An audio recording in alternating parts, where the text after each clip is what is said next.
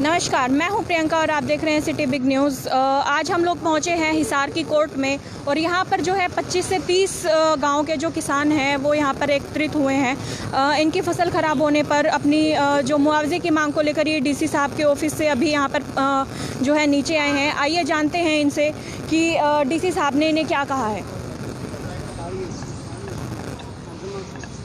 नमस्कार सर, आपका नाम? मेरा नाम विकास सर है, भारतीय किसान संघ समिति का प्रदेश अध्यक्ष। अच्छा, तो सर जो आप लोग यहाँ पे इकट्ठे हुए हैं, अभी किस मांग को लेके आप यहाँ पर इकट्ठे हुए हैं और क्या जो है आप प्रशासन से चाहते हैं? पिछले दिनों में मुख्यमंत्री ने किसानों से अनुरोध किया था कि मेरा पानी मेरी विरासत, कि धान की खेती को छोड़ करके कपास की और बाजरे की, मूंग की खेती करें किसान। और उस अनुरोध को मान के किसान ने कपास की और बाजरे की और मूंग की खेती कर ली। और उस खेती के अंदर हाल फिलहाल में कहीं तो सूखे से, कहीं सफ़ेद मक्खी से, कहीं पानी से, कहीं ओलावृष्टि से लगभग पूरे हिसार जला के हर एक गाँव की पूरी फसल बर्बाद हो चुकी है। और इस बर्बाद हुई फसल के लिए स्पेशल गिरदावरी करने के लिए डीसी साहब हिसार को हमने ज्ञापन दिया है कि जल्दी से जल्दी इसका गिरदावरी कराई जाए और कम से कम 30,000 रुपये प्रति एकड़ के हिसाब से मुआवजा दिया जाए। तो सर जैसे सरकार पहले भी जो है किसानों के लिए काफ़ी सारी योजनाएं लेकर आज बहुत बार आ चुकी है। सर आपको उन योजनाओं से क्या क्या फ़ायदा मिला है अभी तक? देखिए, सरकार जब से बीजेपी की सरकार बनी है, बीजेपी ने कहा था कि 2022 में हम किसान की आय दुगुनी कर देंगे। हाल फिलहाल स्थिति ये है कि डीजल के रेट 14 रुपये बढ़ गए। कहने का मतलब ये है कि खर्चा तो दुगुना हो गया। धान की फसल 1509 वैरायटी जो पिछले साल 3,000 रुपये बिक रही थी, अब के वर्ष में 1500-1600 रुपये बिक है। तो अब आप बताओ कि 2022 में दुगनी आय की बात होती हो तो आधी आय होगी और ख़र्चा दुगना हो गया। तो जो सरकार की जो योजनाएं हैं उससे किसान को कोई फ़ायदा नहीं हो रहा। दूसरा, जो सरकार जो कर रही है कि बीमा चला रही है, बीमा कंपनियों को, कि सरकार किसानों का फसल बीमा कर रही है। फसल बीमा में इन्हें जैसे कपास का कर दिया, कपास में इन्हें लगा दिया कि 13 मन से नीचे कपास होगी तो बीमा देंगे, नहीं तो नहीं देंगे। ये 13 मन से नीचे फसल तो जो है ज़्यादातर कपास की खेती में 35 से 40 मन भी प्रति एकड़ निकल सके हैं। जो 35 से 40 और 13 मन के बीच का जो घाटा वो कहाँ से भरेगा किसान? सरकार की जो योजनाएं हैं वह सारी केवल किसान को विचलित करने की और किसान के नाम पर कोरी राजनीति करने के लिए चलाई गई है। उससे किसान के जीवन पर कोई फर्क नहीं पड़ेगा। नमस्कार सर। नमस्कार सर, आपका नाम और कहाँ से आए हैं आप? मेरा नाम रामचंद्र है, मैं गांव मघाना से आया हूँ जी। और मैं इस बाड़ी की वजह से बर्बाद हुई है, सफ़ेद मक्खी से, या एकदम से पत्ते गिर के, लाल होके पत्ते गिर गए, जिसका फल गिर गया। और जो 20-25 मन एकड़ की कपास होनी थी वो आज 5 और 4 मन एकड़ से नीचे है। तो हमारी फसल बिल्कुल बर्बाद हो चुकी है। हमने 30,000 से कम मुआवजा मिलना चाहिए। तो हमारी सरकार और प्रशासन से यही है। तो सर जैसे कि अभी सर ने कहा कि बीजेपी सरकार जो है सिर्फ जो संतावना ही दी है उन्होंने, अभी तक कोई भी योजना जो है इनकी सफल नहीं हुई। कांग्रेस सरकार में सर आपको क्या जो है जो मिला है अभी तक? सर आज तक जो भी सरकार रही है वो कोई भी सरकार किसान हित में नहीं है। किसान के लिए पॉलिसी तो बनाते हैं लेकिन वो कागज़ तक सीमित है। उस पॉलिसी का बड़े लोग फ़ायदा उठाते हैं, किसान को उसका कोई फ़ायदा नहीं मिलता। किसान को फ़ायदा जब मिलेगा, किसान की फसल का उसको सही भाव मिले, किसान की फसल बर्बाद होने के बाद उसको उचित मुआवजा दिया जाए, उसको खाद बीज की गारंटी दी जाए, भाई ये असली है, कम रेट पर दी जाए, जब किसान का भला हो सकता है जी। कागज़ों में पॉलिसी बनाने से किसान का कोई भला नहीं होगा। इन्होंने कोरी कागज़ों में पॉलिसी बनाई है। किसान इतना भोला है जी, आज भी किसान को ये नहीं पता कहाँ जाना है, किस चीज़ के लिए नहीं कहीं। इन्होंने जो पॉलिसी बनाई उसको बड़े लोग फ़ायदा उठा रहे हैं किसान के नाम पर। किसान को कोई फ़ायदा नहीं हो रहा जी। नमस्कार सर। नमस्कार। कहाँ से आए हैं सर? गाँव खरडलीपुर, जिला अध्यक्ष भारतीय किसान संघ। सर जो ये किसानों के हालात आज बने हुए हैं, या कांग्रेस की सरकार में भी जो आप लगा लीजिए कि यही हालात पहले भी थे और यही हालात आज भी जो के तो ऐसे ही बने हुए हैं, तो सर इस बारे में आप क्या कहना चाहेंगे? इस सरकार में तो जो के तो कहाँ रह गए।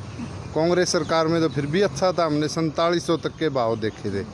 तो ज्यों के त्यों वाली तो बात है नहीं, ये तो काफ़ी पिछाड़ चुकी है सरकार तो हमने। नहीं सर, जैसे कि देखा गया है कि आत्महत्या जो है किसान पहले भी करता था और आज भी आत्महत्या के जो मामले काफ़ी सामने आए हैं, तो इस बात को लेकर सर आप क्या कहना चाहेंगे? वो पहले से हमारे ख्याल से तो बड़े ही है।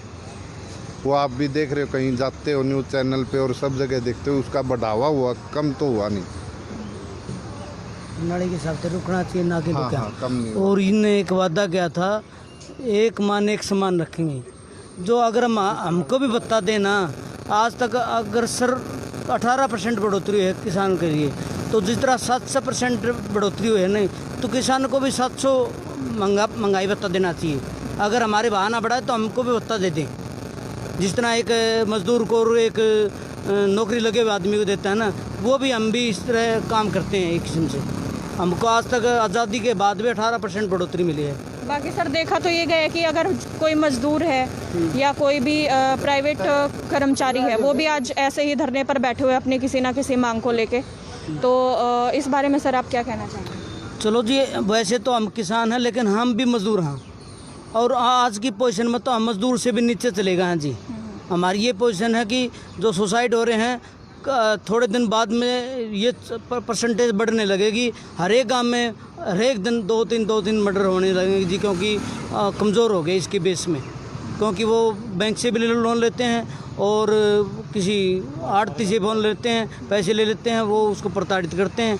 और हमारे धक्के बीमा योजना करके हमको धक्के उसमें फंसा जाता है, लेकिन हमको पैसे भी नहीं मिले जी बीमे के। अच्छा, तो अभी तक आपको बीमे के पैसे भी नहीं मिले? नहीं मिले हैं जी। मैं गांव बगाने से रखता हूं जी, हमारे पास 4 साल हो गए जी, बीमे का पैसा भी नहीं मिला गांव को जी। तो सर ये बीमा जो आप बता रहे हैं, ये बीमा किस तरह से सरकार ने लागू किया था और क्या जो बोला गया था बीमे के लिए आपको? बीमे के लिए लागू तो ये क्या था कि बीमा योजना के तहत आपको आपकी फसल मरेगी ना, तो आपको मिलेगा जो भी फसल जितना नुकसान होगा उतना नुकसान आपको बढ़ती मिलेगी। लेकिन उसके परसेंटेज के देख के ना, उससे भी 4% भी नहीं मिल लीजिए हमको। अच्छा, वो तो हमारे तो तानाशाह प्रणाली अपनाई है जी बीजेपी सरकार ने। तो सर आप कांग्रेस और बीजेपी अगर मैं बात करूं तो आप किसके पक्ष में जाना चाहेंगे सर, अगर मैं किसानों के हित में बात करूं? अगर आप कांग्रेस और बीजेपी की दोनों की बात करोगे ना जी, तो 2007 में स्वामीनाथन आयोग रिपोर्ट ने एक स्वामीनाथन उसमें इतनी बढ़िया रिपोर्ट तैयार करी थी, भाई किसान क्यों आत्महत्या कर रहा है, किसान को क्या चाहिए। और उस रिपोर्ट में C2+50 यानी कि लागत का 1.5 गुना भाव देने का वादा कराया था जी उसमें रिपोर्ट में। और वो कम से कम भी 10 साल तक तो कांग्रेस ने दबाई रखी, और फिर मोदी जी आए और इसके ऊपर सारा देश ने विश्वास किया, सारे देश के किसानों ने विश्वास किया। आगे इन्होंने कहा मेरी सरकार आते ही पहली कलम से मैं स्वामीनाथन की रिपोर्ट लागू करूँगा, और 6 साल हो गया आज तक। इतना बड़ा धोखा। अभी विकास भाई ने बताया 2022 में कैसे दुगनी आय करेंगे, जब आज हालात देखो। पिछली बार पीछे 4-4.5 हज़ार रुपये जीरी बिक रही थी, अब 2,500 रुपये बिकने लगी। आगे की कोई और भी तसल्ली को नहीं।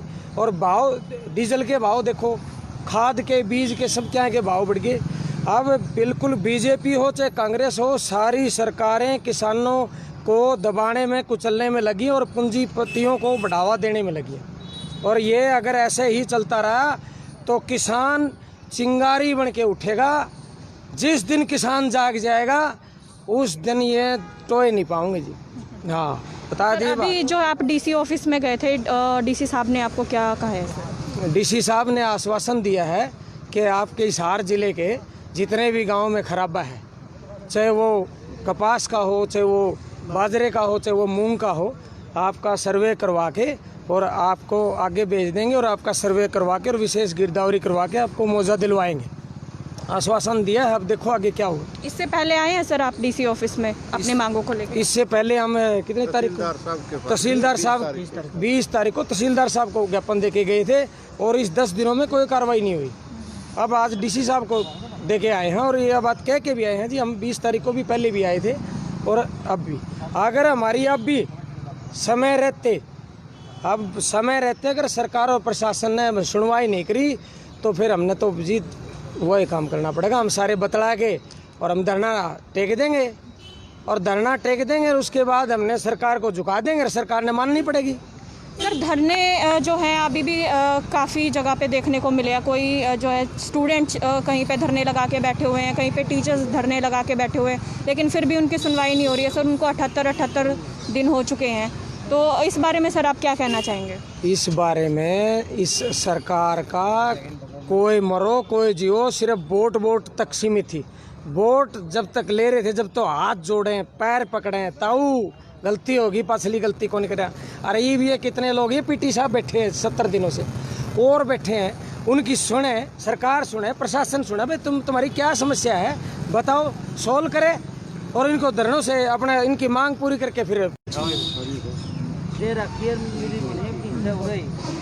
अभी जो है सर कुछ हमारी जो है कपास को खा लिया पहले। ये कपास की जो है फ़ोटोज़ अभी दिखा रहे हैं कि इनकी जो फसल का क्या हाल हो चुका है, लेकिन फिर भी सरकार कोई भी सुनवाई नहीं कर रही है। सर सबसे पहले तो आप अपना नाम बताइए। नथुराम आर्य नाम है, गांव माइड़। कहाँ से? अच्छा, तो सर अभी जो सर ने बात बोली है, तो जो भी आप लोगों की सुनवाई नहीं हो रही है और जगह जगह पर लोग अपनी मांगों को लेकर धरने पर बैठे हुए हैं, उनकी भी सुनवाई नहीं हो रही है सर, तो आप जो है किसानों के लिए हमारे चैनल के माध्यम से प्रशासन को क्या कहना चाहेंगे सर, या सरकार को क्या कहना चाहेंगे? हम ये कहना चाहते हैं भाई, जो तुमने लोगों को बका के कपास भिजवा दी और वह कपास लोगों ने आपके कहने पर बाजरा कहने पर बो लिया, वो दोनों ही फसल बर्बाद होगी। अब उनके कर्जा सिर हो गया, वो ज़मींदार कैसे कर्जा पड़ेगा? मेहरबानी करके इसको मुआवजा उचित दिया जाए और मैक्सिमम दिया जाए, ताकि ये जीवन अपना अध्यापन ठीक कर सके। ये बच्चों की पढ़ाई नहीं करा सकते, इनकी जो बाई है, बिजाई है, बीज का है, दवाई का है, वही खर्चा पूरा नहीं होने वाला है। तो आपसे हमारा यही कहना है कि सरकार को जगाओ और जागें तो इन दारा की दुगनी तो ना करो, जितने ले रहे थे उतनी तो रहने दो। अब बैंकों का लोन ज़्यादा हो गया, लोग सफ़र कर रहे हैं, सुसाइड कर जाते हैं। क्या इसकी अल्टरनेटिव में लोग किस चीज़ से करें? पशु पाल के भी देख लिए, वो भी बेच दिए, अब नंगे होंगे सारे रोड पर। बैला ने तो नामे और धरन लागे लोग, क्या करें? मजबूरी में बैल छोड़ के लोग मोटरसाइकिल के पीछे रेडी लगा ली, क्या करें? गुजारा नहीं हो रहा, कोई शौक नहीं है इन चीज़ों का। अभी ये भी देखा गया है सर कि जो बड़े बड़े जो प्लेयर्स थे हमारे स्पोर्ट्स के, जो भी वो भी सर कहीं ना कहीं छोटे मोटे रेडी लगा के या कहीं ना कहीं छोटे मोटे काम करके अपना गुजारा चला रहे हैं, तो इस बारे में सर आप क्या कहना चाहेंगे? मैं बताऊं, मेरा लड़का बीटेक है, अब वो दर दर की ठोकर खा रहा है, पढ़ाया बड़ा मुश्किल से।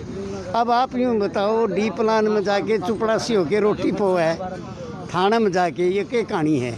मैं बोला डी प्लान में आ गया, तो डी प्लान में रसोइया बनाना था क्या? ग्रेजुएट बना के पोस्ट ग्रेजुएट बनाना चाहते हैं, भाई अच्छी नौकरी मिले, उसको रसोइया बनाने के लिए इतनी भेजा। वो थोड़ा रोए रोज़, मैं बोला तेने पीछे मिले, डी प्लान में आ गया, अरे बिठा रहे, ठीक है, सरकार की पॉलिसी है इसलिए। तो इतनी पढ़ाई करके और इतना खर्चा करके भी यदि पेरेंट्स को, बच्चों को सिर्फ रसोइया ही बनाना है, तो इतना खर्चा करने की कोई ज़रूरत नहीं है। मैं सरकार से यही अनुरोध करना चाहूँगी कि अगर किसी माँ बाप ने पैसा लगाया है, बच्चे को इतना पढ़ाया है, तो कम से कम उसे जो है एक अच्छी नौकरी तो मिले, ताकि माँ बाप को भी संतावना मिले। नमस्कार मैम। नमस्कार। क्या नाम है सर? अमरपति। कहाँ से आए हैं आप? बगाना दे जी, आप जो है यहाँ पे अभी लोग इकट्ठे हुए हैं अपनी फसल को लेके, तो आप जो है सरकार को क्या कहना चाहेंगे? भाई मुआवजा लेना चाहवा, हाँ फसल मर गई हमारी, हमारे पे कोई गुंजाइश नहीं है भाई, हमने मुआवजा ज़रूर चाहिए, हमारी खूब सुनाई करे भाई, सुनाई नहीं कर दे, जब हमारा मुश्किल हो जाए, कड़त खर्चा लिया, कड़त के करा है, छोटे छोटे जमींदार सा मारते हुआ रह जे हो रहे, ब्याज में कट जे है, हमने खूब जोर ला के मान मुआवजा जरूर चाहिए मिलेगा, हम ये करा था वहाँ है। हाँ, धन्यवाद। तो देखा आप लोगों ने, चाहे सरकार हो कांग्रेस की या बीजेपी की, सबसे ज़्यादा जो है पीड़ित या प्रताड़ित मैं कहूँ तो सबसे ज़्यादा किसान ही देखा गया है, और आज भी किसान ही है।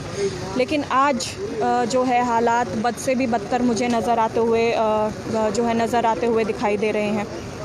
सर सबसे पहले तो मैं ये कहना चाहूँगी कि वोट दीजिए, लेकिन अपने फ़ायदे के लिए नहीं, देश के फ़ायदे के लिए। धन्यवाद।